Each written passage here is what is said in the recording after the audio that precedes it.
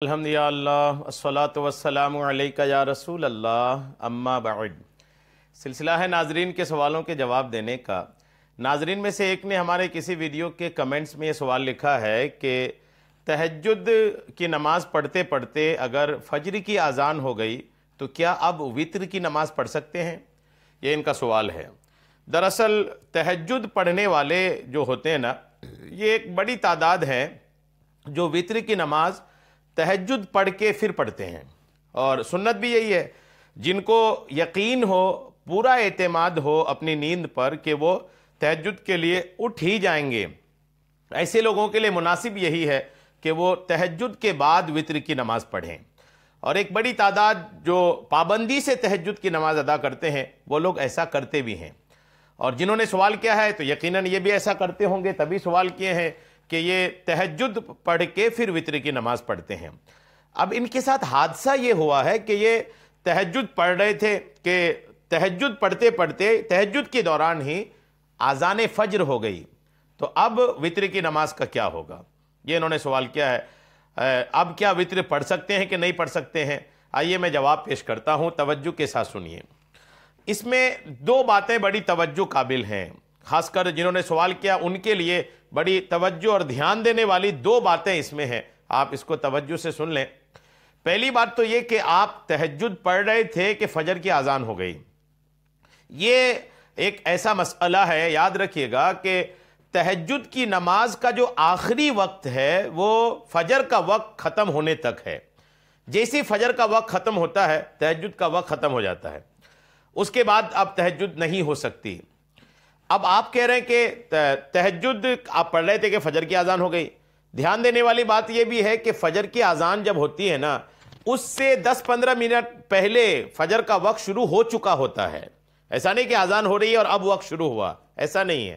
وقت 15-20 منٹ پہلے، 10 منٹ پہلے فجر کا وقت ہو چکا ہوتا ہے اور اس کے بعد اذان ہوتی ہے۔ اب جب اذان سے 10-15 منٹ پہلے فجر کا وقت ہو چکا تھا شروع، اس بیچ جو آپ نے تہجد اگر پڑھا ہے تو وہ تہجد بھی آپ کی نہیں ہوئی۔ جی، وہ تہجد بھی آپ کی، اگر فجر کا وقت شروع ہو گیا تھا اس کے بعد آپ تہجد پڑھ رہے ہیں تو تہجد نہیں ہوگی، اگرچہ فجر کی اذان نہیں ہوئی ہے۔ ایسا نہیں کہ فجر کی اذان تک تہجد کی نماز پڑھ سکتے ہیں۔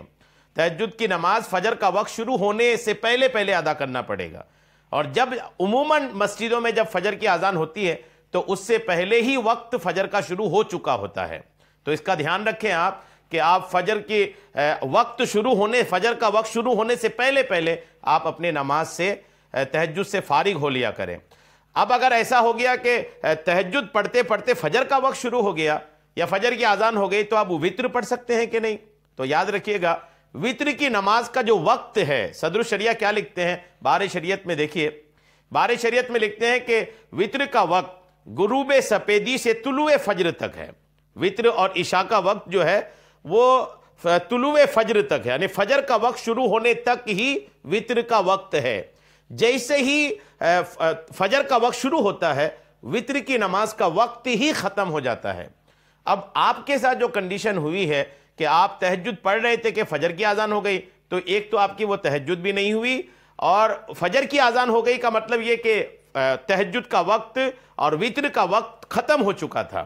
اب جب وتر کا وقت بھی ختم ہو چکا تھا تو اب آپ کی وتر کی نماز قضا ہو گئی۔ جی ہاں، قضا ہو گئی، اس کا وقت ہی ختم ہو گیا۔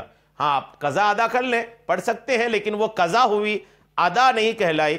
آپ کی ادا کرنے کا جو وقت ہے وہ وقت ختم ہو چکا تھا۔